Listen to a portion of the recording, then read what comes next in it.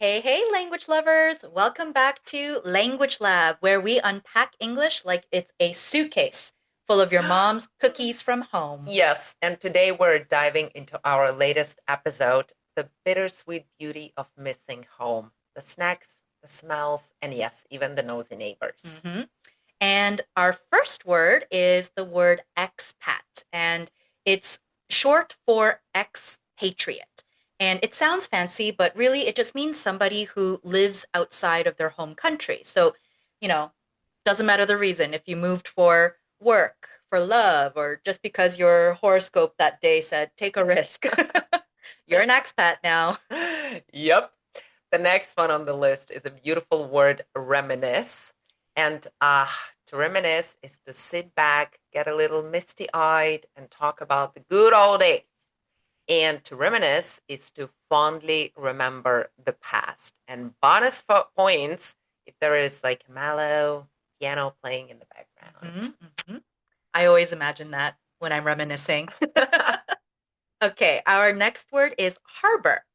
And this word is kind of a double duty meaning, right? So it's a safe place for boats and a place for your heart where you hide your strong feelings. Like, I Mhm. harbor a secret love for instant noodles. Oh my God, I love that too. Love them. Yeah. The next one is a snob. And I said that I was a snob. And snob is someone who thinks they are superior, usually about food, wine, or music, or in my case, about the bodies of water. Bodies of water snob, which is very specific. Yes. So if you insist that your olive oil must be imported from a specific hillside in Tuscany, you might be a snob. Maybe, just maybe. Yeah. Mm-hmm. Okay, so the next one is more pronunciation alert. So the word was wound. And wound means injury, but just pay attention to the pronunciation. Wound. Yes. Yeah. The next word is plague. Terrible word. Originally a disease, a bad one that killed at some point like half the Europe or even hmm more than The half of it. black plague, I think it was called. Black Yeah, plague. yeah. Yeah. And now it's a metaphor for anything that spreads like wildfire. Negative thoughts, mosquitoes, or bad fashion trends. Yeah. Rumors can Rumors. spread like the plague. Yes. Yeah. Okay. Vessels and cranes. And this is basically just fancy terms for ships and all of these different like machineries that unload the ships, those huge ships for different products and merchandise, things like that. Basically, if you're looking at a harbor and you're looking at a harbor scene, you can see like Mhm. vessels and cranes there. Yeah. The next word is suburbs, and suburbs is a peaceful area outside the city with a lot of like beautiful manicured lawns, barbecues, and sometimes suspiciously quiet Yeah, streets. yeah. I grew up in a suburb, and like I didn't like it when I was younger, but like I sometimes really They're miss. nice. Yeah, they're Some nice. They're they're peaceful. nice. Okay, untamed. And untamed means like wild, not under control. So it could describe like nature can be untamed or like your hair on a humid day. Oh no. Yeah, that's untamed. Worst nightmare. Mhm. The next expression is a very good one. Take something for granted. Don't do it to anyone or anything because it means to not fully appreciate something until it's gone.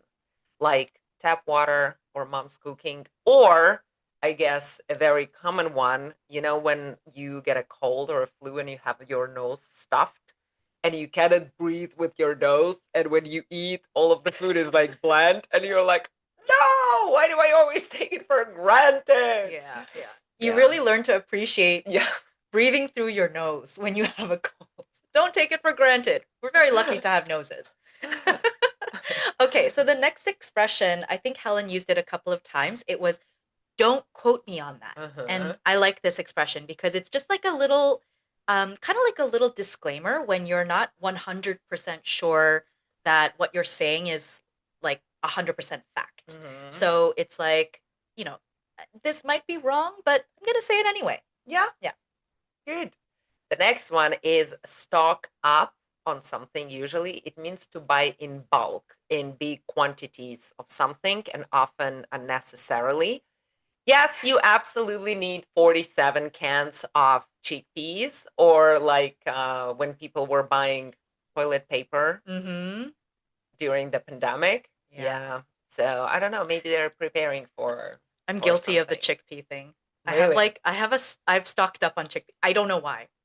Do I you do like do you make hummus I or just like I don't have a reason. I I just for some reason have stocked up on chickpeas.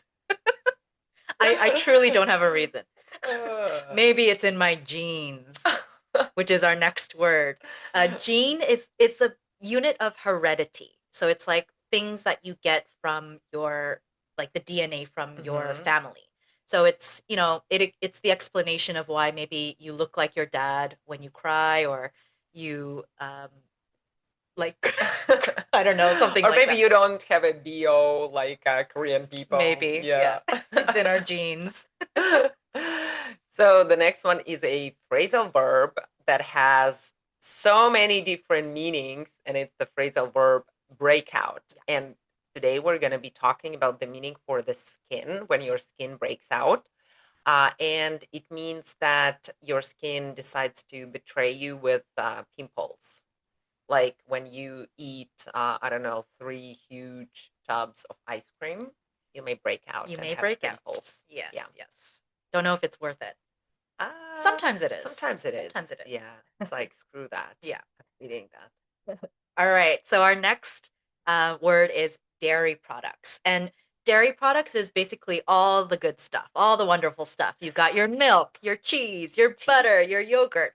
Mhm. It's the cause of 90% of expat grocery store heartbreak. Yeah. Yeah. And Just, we did talk about it a little bit in yeah. the episode. Yeah. The next word is mustache. And mustache is hair, just hair on your lip. And sometimes it gives the vibes of the French artist or the 1970s cup. I'm too old for this shit. I love it. I love it. All right.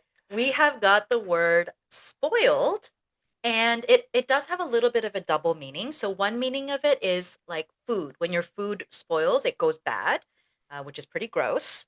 Or people can be spoiled. And I think Mhm. that's the context that we used it in for the episode. It's like when somebody is just very used to getting everything they want. That's like a Yeah. spoiled person.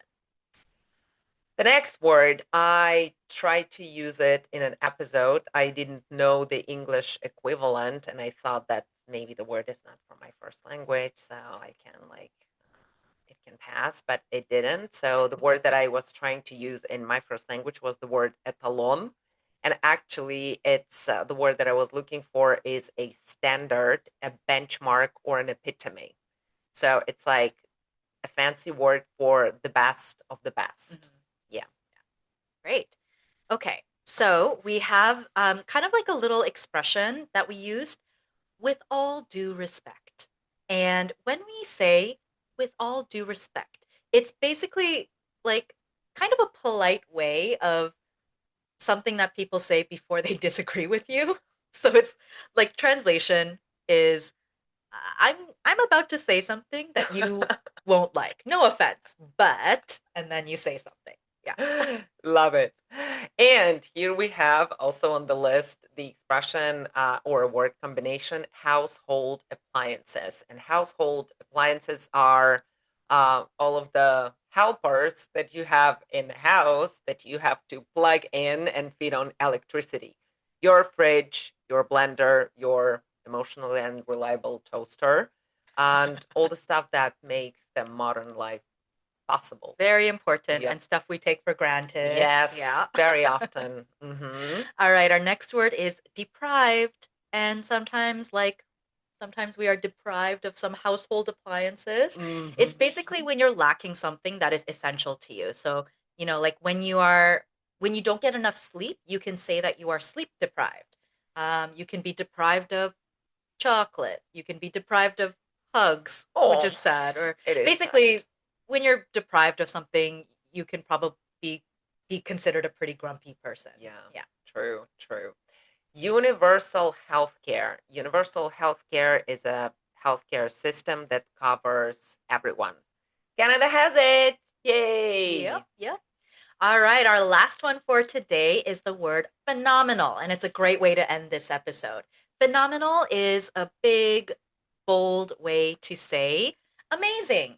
Just, sometimes the word good just doesn't cut it, right? You need Yeah. you need to use something more flavorful, more Hmm. colorful. So you can say phenomenal, right? Yeah. And I love this Yeah. one. Yeah. Okay, so whether it's cheese, childhood snacks, or your grandma's hugs, being an expat is a wild emotional roller coaster. And as always, this episode comes with a vocabulary list, so let's get to the worksheet. Bye. Bye.